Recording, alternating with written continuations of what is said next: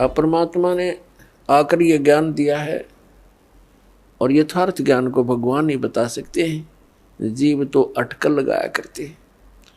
आप देखिएगा पवित्र चारों वेदों और श्रीमद् भगवद गीता के अंदर जो ज्ञान है वो गॉड गिवन है, और परमेश्वर कबीर जी की वाणी वो गॉड गिवन है, स्वयं परमेश्वर ने आके बोली है।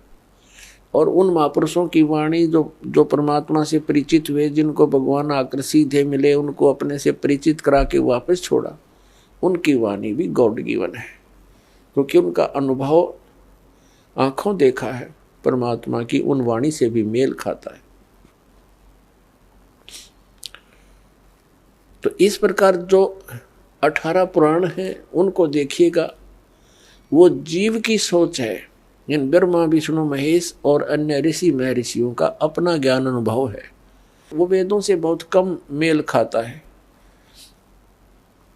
तो इस प्रकार हमने अन्य के अनुभव को अपने भक्ति मार्ग में सहयोग में नहीं लेना है, आधार नहीं मानना है। इस ज्ञान को सुनने के लिए, ज्ञान को समझने के लिए 18 पुराण हमारे लिए एक विशेष सहयोगी हैं, लेकिन भक्ति की विधि के लिए इनका सहयोग हमने बिल्कुल नहीं लेना। और उसमें जो भी भक्ति क्रियाएं बता रखी हैं वो वेदों से नहीं मिलती हैं तो नहीं लेना, उनका पालन नहीं करना हमने, तभी हम सफल होंगे। तो क्या बताते हैं, ये मनुष्य जीवन जब तक आपके पास है तो आप इससे ये लाभ उठा सकते हो। क्या बताया है कि लोहे जैसा ताव जात है, ये काया दे सराही, और 3 लोक और भवन चतुर्दश सब जग सौदे आही। जैसे कारीगर लोहे को गर्म करता है, उसको इतना गर्म कर देता है बहुत अधिक, और फिर उसको निकाल कर तुरंत उस पर चोटें लगाता है। गरम गरम लोहे पर चोट लगा करके वो जो वस्तु बनाना चाहता है बना सकता है। लोहे के जरा से भी ठंडा होने के उपरांत उसके ऊपर चाहे पूरे गणने झाड़ ले, चाहे घन मार ले, उसका कोई लाभ नहीं होगा। वो टेढ़ा मेढ़ा बन जाएगा, वह वस्तु नहीं बनेगी जिसके लिए प्रयत्न किया गया था। तो ये मनुष्य जीवन जिसका शांत हो जाएगा, जब तक मनुष्य जीवन है ये लोहा गर्म है, इस पर राम नाम की चोट मार के आप जो बनाना चाहते हो बना सकते हो। जब ये ठंडा हो जाएगा, मृत्यु हो जाएगी, फिर कुछ नहीं हो, चाहे पाछे इसके श्राद्ध निकालते रहियो, वो तो ठंडा होने के बाद चोट मारनी है। और चाहे उसकी 13वीं करते रहियो, 13वीं 17वीं, वो तो लोहा ठंडा होने के बाद व्यर्थ प्रयत्न कर रहे हो। तो यहाँ क्या बताते हैं, 3 लोक और भवन चतुर्दश सब जग सौदे आही, दुगने तिगने किए चौगने किन्हु मूल गवाही। किसी ने तो दुगने तिगने चौगने कर लिए मनुष्य जीवन से सतभक्ति करके, और किन्होंने मूल का नाश कर लिया, मूल गंवा दिया, यानी मनुष्य जीवन को यही फू फर करके अन्य क्रियाओं में ही व्यर्थ कर गए, उन्होंने मूल धन का नाश कर दिया। अब भक्ति न करने से क्या हानि होगी। नर से तीतू पशुआ की जय, गद्दा बैल बनाई, ये 56 भोग कहाँ मन मूर्ख, कित कुरडी चरने जाई। पुण्यात्मा, हम मनुष्य जीवन प्राप्त करके उन सभी सुविधाओं को प्राप्त कर लेते हैं जो भगवान मनुष्य जीवन प्राप्त प्राणी को देता है। वो क्यों देता है? इसलिए देता है कि इन सुविधाओं को प्राप्त करके ये भक्ति कर लेगा, अपना कल्याण करा लेगा।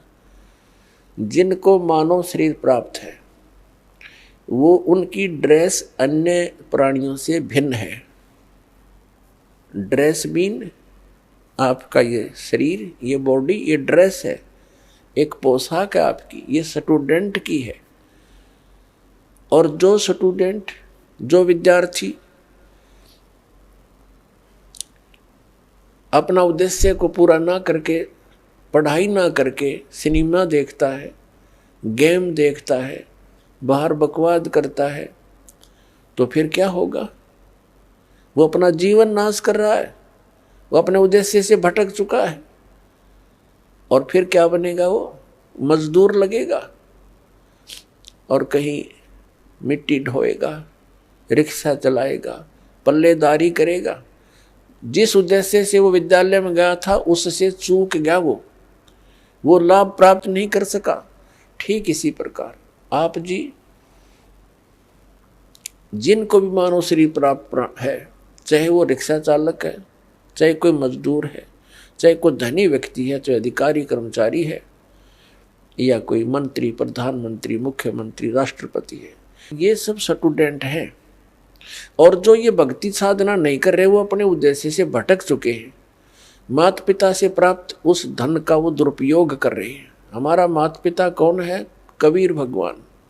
उसने हमें ये पूंजी दे करके आपको फ्री कर रखा है। जैसे बच्चे को माता पिता 15-16 वर्ष तक बिल्कुल फ्री कर देते हैं, बढ़िया कपड़े देते हैं, बढ़िया खाना देते हैं, कोई काम भी नहीं लेते हैं, पैसे भी खूब खर्च करते हैं, तुम किसी प्रकार अपना उद्धार करवाओ, अपनी शिक्षा पूरी कर लो।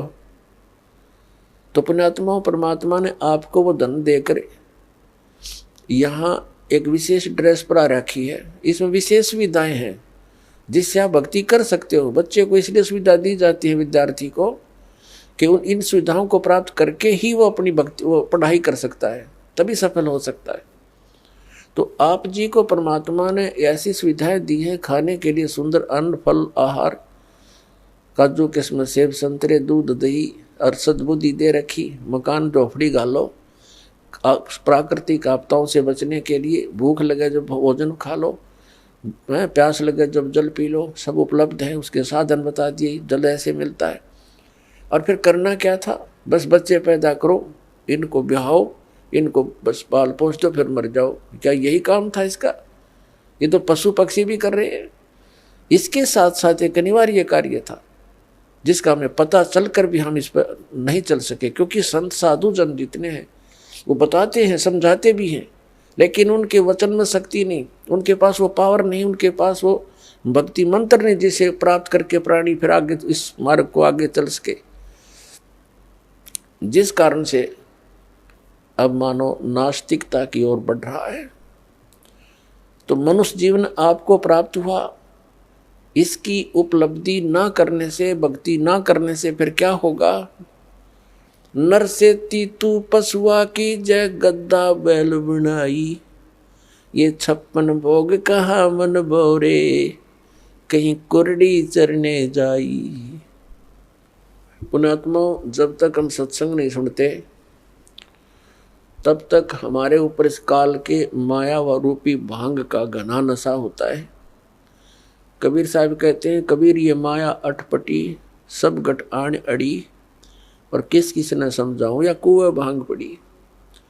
जिस संसार में हम रह रहे हैं, यहाँ प्रत्येक व्यक्ति के एक ही विचार हैं और एक जैसे ही उसकी गाइडलाइन होती है अपने बच्चों को, कि भाई अपना बच्चे को शिक्षा के लिए भेजते हैं तो भी उद्देश्य यही बताते हैं कि तेरा रोजगार ठीक हो जाएगा।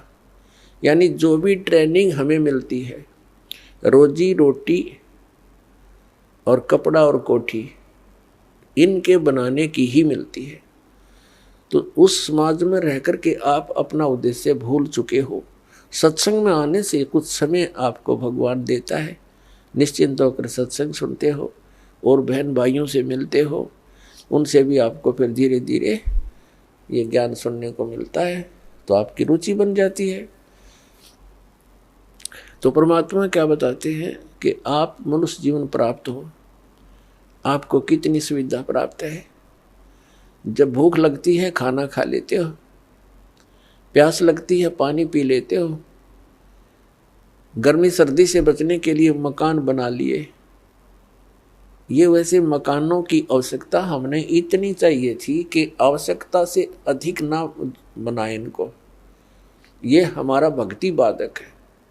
जो भक्ति करना चाहते हैं, मोक्ष कराना चाहते हैं, तो उनको इन सब नियमों को फॉलो करना पड़ेगा जो बताए जाते हैं, क्योंकि वो भक्ति में बाधक है। और जो भक्ति बाधक है आप उनको भी साथ लेकर चल रहे हो, तो आप ऐसा कर रहे हो जैसे किसी पशु के गल में लठ बांध दिया करते था, मोटा रस्से में गाल के। अब वो चल नहीं सकता उस स्पीड से जैसे उसे चलना चाहिए, चला गट्टियां पर लग गए।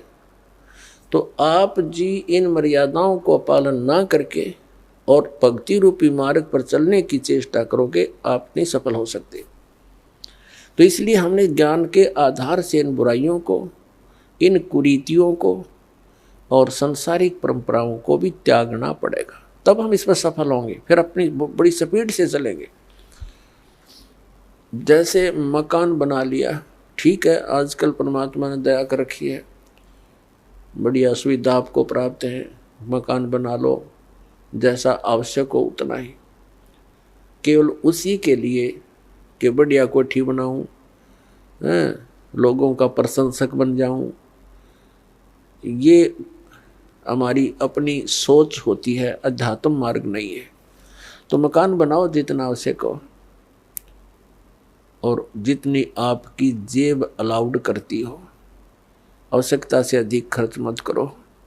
हमारे पूर्वज आपने देखे होंगे, हमने तो खूब याद है, झोंपड़ियों में टाइम पास करके कई कई पीढ़ी, उनका तो इतना काम है, एक चारपाई डालनी आपने, चाहे 10 कमरों का मकान है आपका, एक कमरे में एक कोने में 3.5 बाई 7 फुट की जगह चाहिए आपने। घुटने तो घुड़िया तो मोकली है। कबीर साहब तक कहते हैं घर तो 3.5 हाथ और गढ़ा तो 4.25 है। कहे कबीर अधिका कहे उसको नहीं विचार। ये मनुष्य की जो शरीर है 3.5 हाथ का होता है।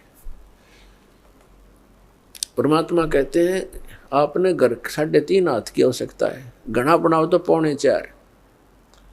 अरे से फालतू बनावा है तो मूर्खता है तेरी। फिर भी परमात्मा का कहने का तात्पर्य है कि आवश्यकता से अधिक कोई भी वस्तु आप संग्रह करते हो आपकी भक्ति का बाधक बनेगा, क्योंकि समय वेस्ट व्यर्थ जाएगा। कोठी बना ली, 1-2 लाख अपने पास से लगा लिए, 3 लाख कर्जा कर लिया।